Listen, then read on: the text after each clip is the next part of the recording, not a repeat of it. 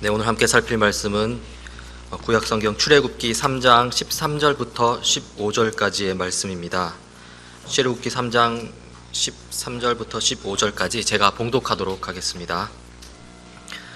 모세가 하나님께 아뢰되 내가 이스라엘 자손에게 가서 이르기를 너희의 조상의 하나님이 나를 너희에게 보내셨다 하면 그들이 내게 묻기를 그의 이름이 무엇이냐 하리니 내가 무엇이라고 그들에게 말하리이까.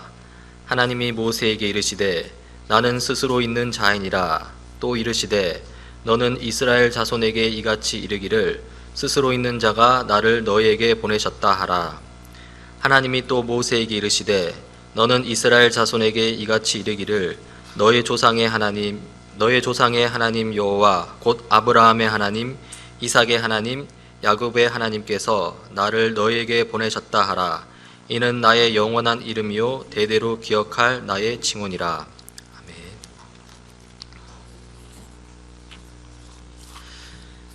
네, 요즘 우리가 지금 출애굽기를 살피고 있습니다.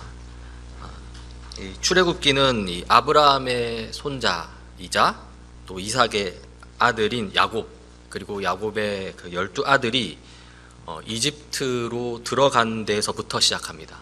그러니까 야곱의 가족 70명이 이집트로 들어갔다는 내용이 이제 출애굽기 1장 1절에 나오는 것이죠. 그리고 출애굽기는 곧바로 350년이라는 시간을 건너뜁니다.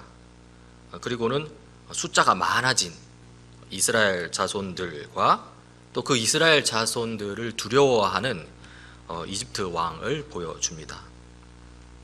이집트 왕은 번성한 이스라엘 자손들이 힘을 모아서 자기에게 반역할까봐 좀 걱정합니다. 많이 염려하는데요. 그래서 이스라엘 자손들을 찍소리도 못하게 엄청나게 핍박을 합니다. 이렇게 이집트 왕의 핍박 때문에 이스라엘 자손들이 고통스러워하는데요. 이때 하나님이 모세를 부르십니다. 왕궁에서 40년 그리고 광야에서 40년 해서 80세가 된 모세를 부르시는데요. 이스라엘 자손들을 이끌고 이집트를 탈출해서 약속의 땅, 그 가나안 땅으로 가라고 모세에게 명령하시죠. 지난 시간에 하나님 나라가 어디 있는가 질문했을 때 저기 하늘 너머 있는 게 아니다. 이 땅에 있다. 우리의 구체적인 현실 속에 하나님 나라가 임했다고 답변했습니다. 출애굽도 마찬가지입니다. 하나님은 이스라엘 자손들을 이 가나안 땅이라는 이 현실 속으로 이끄셔서 거기서 하나님 나라를 세우고 그 나라를 확장시키려고 하십니다. 그런데 이 하나님의 부르심을 받은 모세가 두려워합니다. 그렇죠? 감히 자기가 어떻게 그 일을 할 수 있겠냐는 것이죠. 그에 대해서 하나님께서 출애굽기 3장 12절에 이렇게 대답하십니다. 하나님이 대답하셨다. 내가 너와 함께 있겠다. 네가 이 백성을 이집트에서 이끌어낸 다음에 너희가 이 산 위에서 하나님을 예배하게 될 때에 그것이 바로 내가 너를 보냈다는 징표가 될 것이다. 이런 것이죠. 오늘은 모세와 이 하나님의 대화를 이어서 계속 살펴보려고 하는데요. 앞서 함께 하겠다고 말씀하시는 하나님입니다. 그런데 하지만 이 모세는 여전히 두려움을 떨쳐내지 못합니다. 그래서 하나님께 다시 아뢰입니다. 13절입니다. 모세가 하나님께 아뢰었다. 제가 이스라엘 자손에게 가서 너희 조상의 하나님께서 나를 너희에게 보내셨다 하고 말하면 그들이 저에게 그의 이름이 무엇이냐 하고 물을 터인데 제가 그들에게 무엇이라고 대답해야 합니까? 모세가 용기를 내서 이스라엘 자손에게 갔다 칩시다. 그런데 이스라엘 자손은 모세와 같지 않다는 것이죠. 이스라엘 자손을 설득시켜야 되는데 그럼 어떻게 설득시킬 수 있느냐 하면서 이제 하나님의 이름을 묻고 있습니다. 하나님이 어떤 분이신지를 알려달라는 것이죠. 하나님께서 14절을 통해서 대답하시는데요. 하나님께서 모세에게 대답하셨다. 나는 곧 나다. 너는 이스라엘 자손에게 이르기를 나라고 하는 분이 너를 그들에게 보냈다고 하여라. 제가 성경 봉독할 때 읽었던 개정판에는 나는 스스로 있는 자이니라 라고 번역해 놓았습니다. 그런데 성경 히브리어 원문을 그대로 번역하면 나는 나다입니다. 방금 이 새 번역판이 그렇게 해놓죠. 이 나는 나다라는 문장에서 우리는 그 나가 누구인지에 대한 어떠한 새로운 정보도 얻을 수 없습니다. 그렇죠? 당신은 누구이십니까? 라고 했을 때 나는 선하다 또는 나는 전능하다 하면서 뭐 어떤 새로운 정보, 그러니까 뭐 선한지 안 선한지, 전능한지 무능한지 뭔가를 어떤 정보를 알려줘야 하는데 지금 그렇지 않다는 것입니다. 그냥 나는 곧 나다 이렇게 하고 만다는 것이죠. 나는 나다 이 문장을 해석하려면 그 문장 자체만을 봐서는 소용이 없습니다. 그 말이 나온 이 배경, 맥락을 봐야 합니다. 이 모세오경 출애굽기가 기록된 그 시대 상황을 봐야 한다는 것이죠. 그 시대를 이끄는 정신은 무엇인지 살피고 거기서 하나님이 어떤 분이신지를 유추해야 합니다. 그러면 질문해 봅시다. 출애굽 당시 무엇이 그 세상을 이끌었습니까? 바로 이집트 제국의 문화가 그 시대를 이끌었습니다. 그러면 이집트 제국의 문화는 어떤 문화입니까? 네, 우상 숭배 문화입니다. 태양신을 섬기고 달신을 섬기고 그리고 그들에게 풍요를 가져다 주는 이 나일강과 관련된 온갖 우상을 섬기는 문화입니다. 그럼 여기서 또 질문하긴데 우상이란 무엇인가? 그렇죠. 우상이란 무엇이냐 했을 때 바로 하나님이 아닌 것들이 우리 마음속 하나님의 자리를 차지할 때 그것이 곧 우상입니다. 여기서 두 가지 조건을 통해서 우상이 무엇인지 살필 수 있는데요. 첫 번째로는 우상이 될 자격 조건입니다. 그렇죠? 하나님이 아닌 것만이 우상이 될 수 있습니다. 뭐 당연하겠죠. 하나님은 우상이 될 수 없습니다. 그렇죠? 왜냐하면 하나님은 그저 하나님이시니까요. 두 번째로 그럼 우상이 될 수 있는 이 환경 조건이라는 게 있습니다. 어떤 환경이 조성돼야 하는 것이죠? 바로 우리의 마음이라는 이 환경의 자리를 잡아야 합니다. 환경이라는 표현이 좀 그렇지만 이렇게 표현합시다.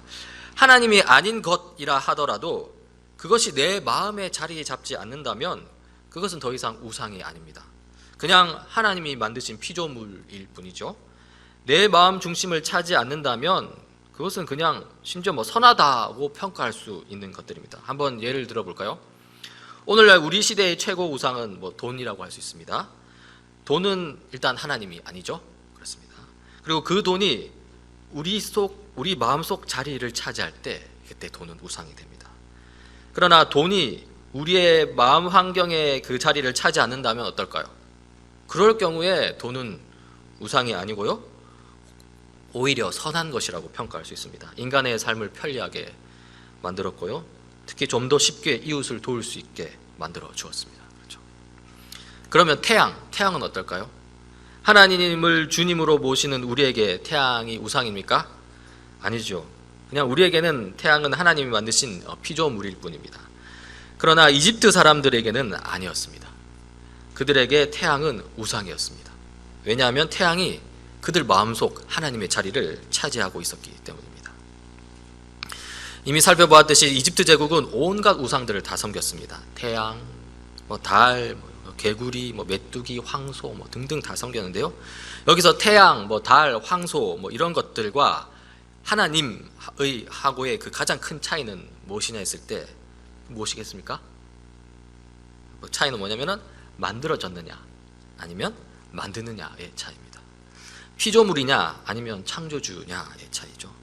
태양, 달, 황소 이런 것들은 하나님에 의해 만들어진 것입니다. 피조된 것이죠.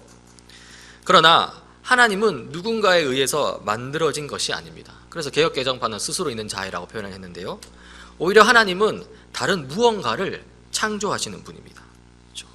그래서 이집트 우상 숭배라는 이 맥락 속에서, 이 문화라는 맥락 속에서 나는 곧 나다라는 이 하나님의 이름은 다름 아니라 하나님은 창조주시다라는 것을 우리에게 알려주는 것이죠. 당시 이스라엘 자손들은 400년이 넘게 이집트에서 살아왔고요. 또 이집트 우상 숭배 문화에 완전히 젖어 있었습니다. 그래서 온 세상을 창조하신 하나님을 잊어버렸습니다. 여러분 창세기 1장과 2장을 기억하시죠? 창세기 1장 1절에 태초에 하나님이 천지를 창조하시니라로 시작하는데요. 이 창세기의 가장 처음 독자, 1차적인 독자가 바로 이 이집트 우상 숭배 문화에 젖어 있는 이스라엘 자손들입니다. 모세가 창세기를 기록했거든요. 이 모세가 창세기를 기록할 때 어떤 마음으로 기록했겠습니까? 바로 우상 숭배 문화에 젖어 있는 이 이스라엘 자손들이 참된 하나님, 창조주 하나님을 깨닫기를 바라는 그 마음으로 기록했던 것이죠. 창세기 1장은 이집트 사람들이 숭배하고 있는 태양과 달도 하나님이 창조하셨다고 선언합니다. 이집트 사람들이 숭배하고 있는 온갖 동물들도 하나님이 창조하셨다고 선언합니다. 이집트 사람들이 숭배하고 있는 날씨도 마찬가지입니다. 이렇게 하나님이 온 세상을 창조하셨다. 특히 이집트 사람들이 숭배하는 우상들조차도 창조하셨다는 사실을 나는 곧 나다라는 말씀을 통해 알리시는 것이죠. 이집트 사람들이 위대하게 여겼던 우상들, 사실상 그것들은 아무것도 아닙니다. 더 정확하게 말해서 이집트의 우상들은 하나님의 피조물입니다. 그것이 의미하는 바는 우리가 피조물인 우상을 섬겨야 하는 것이 아니라 오히려 그것들을 다스려야 한다는 것이죠. 우리는 창조주 하나님의 백성입니다. 창조 세계를 우상으로 삼고 숭배하는 것이 아니라요, 오히려 창조 세계를 하나님의 뜻대로 다스릴 임무가 있다는 것입니다. 자, 그 다음으로 하나님의 이름이 무엇이냐라는 모세의 질문에 대해서 이렇게 또 한 가지 더 말씀을 하시는데요. 15절입니다. 하나님이 다시 모세에게 말씀하셨다. 너는 이스라엘 자손에게 이르기를 여호와 너희 조상의 하나님 곧 아브라함의 하나님, 이삭의 하나님, 야곱의 하나님이 나를 너에게 보내셨다 하여라. 이것이 영원한 나의 이름이며 이것이 바로 너희가 대대로 기억할 나의 이름이다. 여기서 하나님의 이름은 아브라함의 하나님, 이삭의 하나님, 야곱의 하나님입니다. 이 이름의 의미를 이해하기 위해서는 아브라함이 누구인지를 먼저 살펴야 되겠죠. 아브라함이 누구인지는 창세기에 다 나옵니다. 그렇죠? 창세기 12장부터 등장하는 인물인데요. 간략하게 다시 한번 돌아보자면 아브라함은 이스라엘 민족의 조상입니다. 그렇죠? 하나님이 창조하셨으나 인간의 범죄로 말미암아 타락한 세상, 이 세상을 구속하여 회복시키기 위해 하나님께서 처음 부르신 사람이 바로 아브라함이었습니다. 하나님은 아브라함을 통해 큰 민족 이스라엘 나라를 세우시고요, 그리고 이스라엘 나라를 통해 모든 민족을 구원하시려는 계획을 세우셨습니다. 아브라함을 통해 온 세상을 타락으로부터 회복시키시겠다는 것이죠. 따라서 아브라함의 하나님은 모든 민족을 구원하시는 하나님, 온 세상을 회복시키시는 하나님이라고 할 수 있습니다. 그러니까 나는 아브라함의 하나님이다에서 나는 구속주 하나님이다 라는 메시지를 우리가 보게 된다는 것이죠. 지금까지 나는 나다 라는 하나님의 이름에서 이제 창조주 하나님, 온 세상을 하나님 나라로 창조하신 하나님을 보았고요, 또 아브라함의 하나님이라는 이름에서 구속주 하나님, 온 세상을 다시 하나님 나라로 회복시키시는 하나님을 보았습니다. 그런데 이 15절에서 이 하나님은 아브라함의 하나님일 뿐 아니라 이삭의 하나님이기도 하고 또 야곱의 하나님이기도 합니다. 그렇죠? 왜 하나님은 아브라함뿐만 아니라 이삭 그리고 야곱까지 언급해가면서 자신을 모세에게 소개했을까요? 하나님께서 아브라함만이 아니라 다른 이스라엘 조상들, 그러니까 이삭과 야곱의 이름을 꺼내신 이유, 그 이유는 하나님께서 이 세상을 구속하시고 회복시키시는 일을 하시되 변함없이 끝까지 이어가신다는 것을 보여주기 위함입니다. 그러니까 바로 신실하신 하나님을 보여주기 위해서 하는 것인데요. 그래서 이런 겁니다. 모세야, 나는 아브라함을 통해서 이 세상을 회복시키는 일을 시작했다. 그리고 모세야, 나는 이삭을 통해서 이 세상 회복시키는 일을 계속했다. 그리고 모세야, 나는 야곱을 통해서도 이 일을 계속했다. 보아라, 나는 변치 않는 하나님이다. 나는 신실한 하나님이다. 그러니 너는 나를 끝까지 신뢰하여라. 나를 믿고 이스라엘 자손들을 이집트로부터 이끌어내라. 것이죠. 구속주 하나님, 이 온 세상을 신실하게 일하시면서 온 세상을 구속하시는 하나님의 이 이름은 출애굽기 6장에서 더 자세하게 설명됩니다. 6장 2절부터 8절까지 여기서 나는 여호와니라를 이렇게 3번 반복하는데요. 2절에서 나는 여호와니라 하고 말씀하신 다음에 3절에서 이렇게 말씀하십니다. 나는 아브라함과 이삭과 야곱에게 전능한 하나님으로는 나타났으나 그들에게 나의 이름을 여호와로는 알리지 않았다. 그러시죠. 이 말씀이 좀 해석이 좀 필요한데요. 쉽게 말해서 이 말씀을 듣는 이스라엘 자손들이 있는데 이 이스라엘 자손들이 430년 전, 400여 년 전 이스라엘 조상들보다 하나님에 대해 더 자세히 알게 될 것이라는 내용입니다. 아브라함과 이삭과 야곱에게는 여호와로 알리지 않았는데 이제 그들의 자손 이스라엘 민족에게는 여호와로 알리겠다고 이렇게 분명히 말씀하고 계시는 것이죠. 사실 이것은 당연한 일이라고 할 수 있습니다. 처음 하나님께서 아브라함에게 말씀하실 때, 그러니까 너를 통해 큰 민족을 세우고 또 모든 민족을 구원하겠다고 아브라함에게 말씀하셨을 때 아브라함은 그 일이 구체적으로 어떻게 나타나는지 알 수 없었습니다. 그냥 믿음으로 하나님을 따랐을 뿐입니다. 그러나 400여 년이 훌쩍 지난 지금 그 일이 구체적으로 어떻게 나타나는지 이제 이스라엘 자손들은 알 수 있게 되었습니다. 그렇죠? 이집트 제국에서 이스라엘 자손들이 크게 번성하게 되었고요. 또 우상 숭배의 나라 이집트로부터 탈출해서 약속의 땅 가나안으로 들어가서 거기서 하나님 나라를 세우게 된다는 것이죠. 그렇게 역사하시는 하나님이라는 것을 알게 된다는 것입니다. 이렇게 그래서 이 방금 말씀드린 내용이 이 출애굽기 6장에 쭉 나오는데요. 제가 6장에서 하나님 이름과 관련된 부분들을 2장부터 8절을 제가 좀 빠르게 한번 읽어보겠습니다. PPT로 한번 확인해 보십시오. 하나님이 모세에게 이렇게 말씀하셨다. 나는 여호와다. 나는 아브라함과 이삭과 야곱에게 전능한 하나님으로 나타났으나 그들에게 나의 이름을 여호와로는 알리지 않았다. 나는 또한 그들이 한동안 나그네로 몸부쳐 살던 가나안 땅을 그들에게 주기로 그들과 언약을 세웠는데 이제 나는 이집트 사람이 종으로 부리는 이스라엘 자손의 신음소리를 듣고 내가 세운 언약을 생각한다. 그러므로 너는 이스라엘 자손에게 말하여라. 나는 여호와다. 나는 이집트 사람이 너희를 강제로 부리지 못하게 거기에서 너희를 이끌어내고 그 종살이에서 너희를 건지고 나의 팔을 펴서 큰 심판을 내리면서 너희를 구하여 내겠다. 그래서 너희를 나의 백성으로 삼고 나는 너희의 하나님이 될 것이다.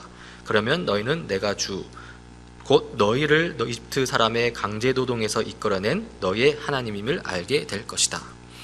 내가 아브라함과 이삭과 야곱에게 주기로 손을 들어 맹세한 그 땅으로 너희를 데리고 가서 그 땅을 너희에게 주어 너희의 소유가 되게 하겠다. 나는 여호와다.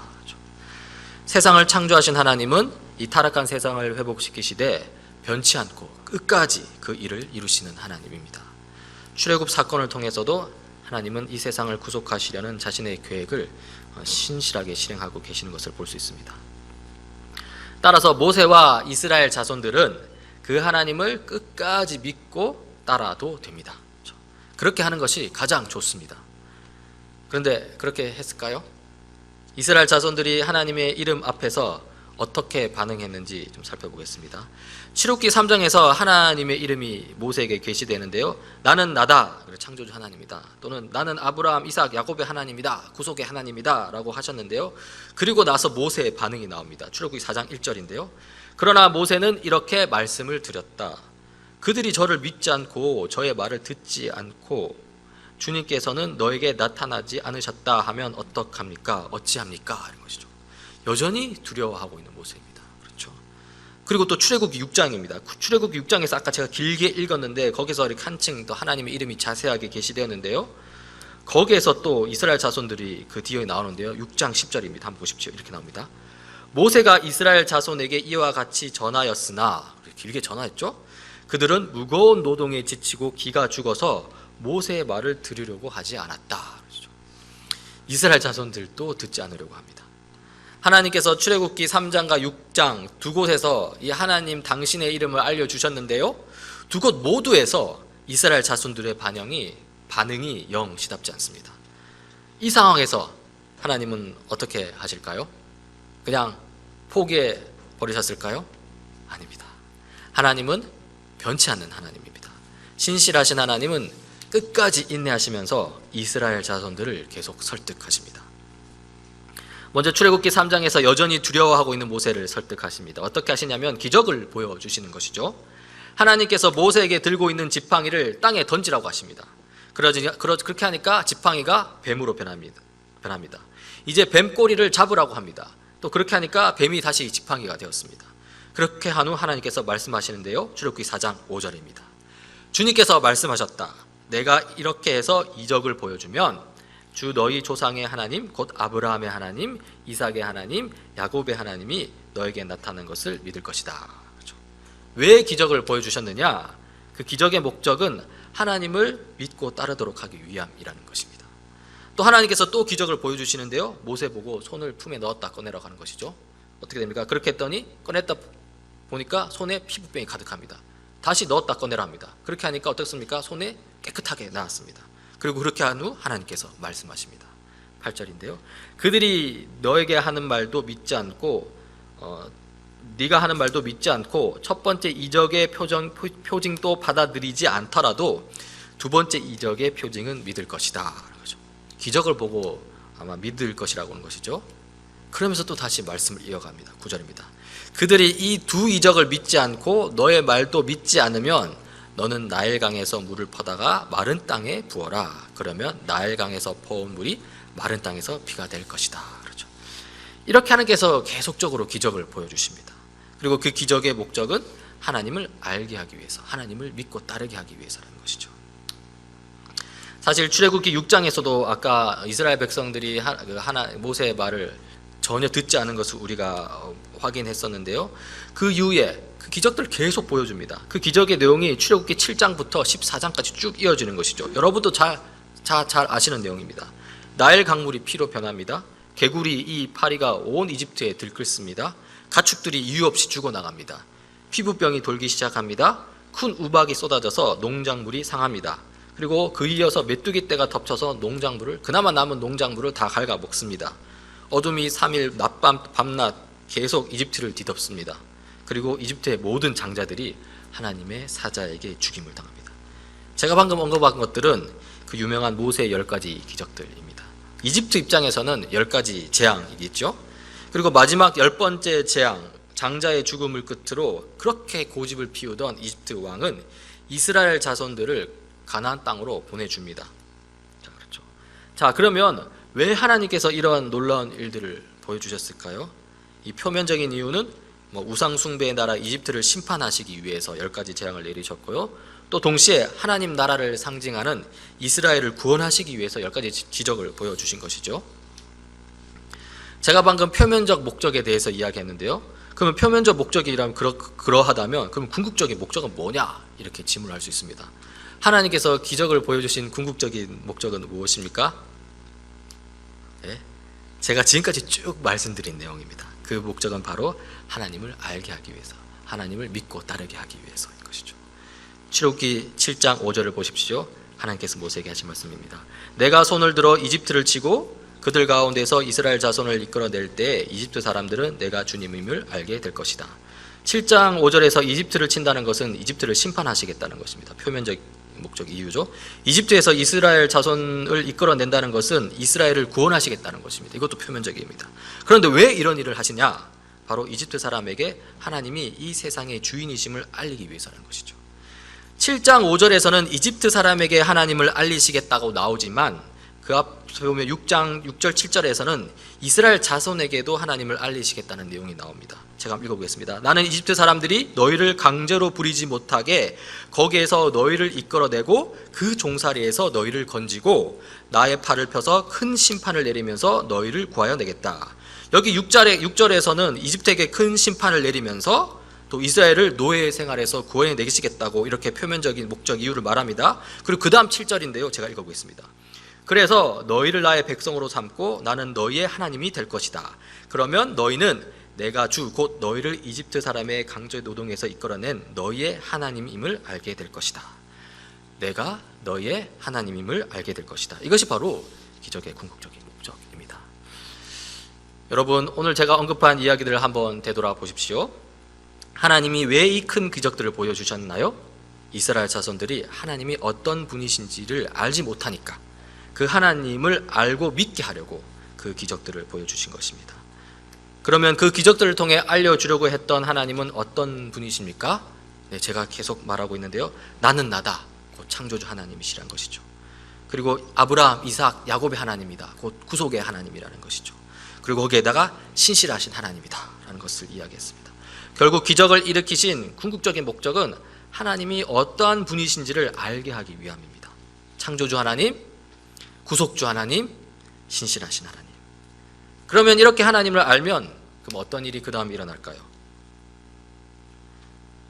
네, 온 세상을 창조하신 하나님, 그리고 다시 회복시키신 하나님, 이 변치 않으시는 하나님을 알게 되면 하나님을 믿고 따를 수밖에 없다는 것이죠. 여러분, 하나님께서 10가지 기적을 일으키면서 이 반복적으로 하신 말씀이 있는데요. 이 말씀이 5장에도 있고 8장에도 2번 나오고 9장에도 2번 나오고 10장에도 나와서 총 6번 반복해서 나타납니다.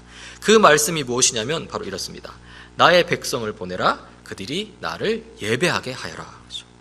이렇게 말씀하시면서 이 10가지 재앙을 내리시니까 심지어 이집트 왕의 신하들도 이렇게 말합니다. 10장 7절인데요. 파라오의 신하들이 파라오에게 말하였다.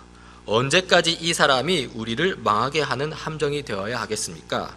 이 사람들을 내보내서 그들의 주 하나님을 예배하게 하심이 좋은 듯합니다. 임금님께서는 아직도 이집트가 망한 것을 알지 못합니다. 그러니까 이 상황이 이 정도로 왔는데 빨리 예배하도록 보내자 이렇게 말하는 것이죠.